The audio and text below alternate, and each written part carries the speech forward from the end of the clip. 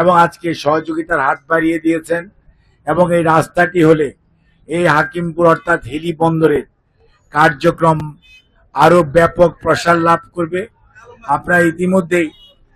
আপনারা ইতিমধ্যেই দেখছেন যে আমদানি রফতানির পরিমাণ আগের চেয়ে বেড়েছে। এই হিলি বন্দরের কার্যক্রম আরো বেড়ে যাবে। এখানে অর্থনৈতিক কার্যক্রম যখন বাড়বে, ব্যবসা বাণিজ্য ভালো হবে, এই এলাকার মানুষের কর্মসংস্থানের সুযোগ হবে।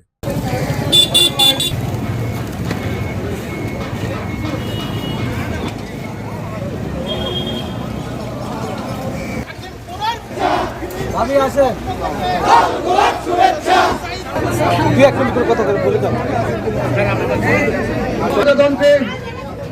বাংলাদেশ সরকারের doctor AZM Zahid Hossain MP।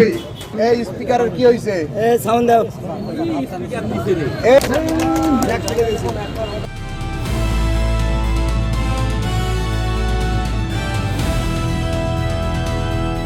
Dinajpur TV, মানুষের জীবনের কথা বলে।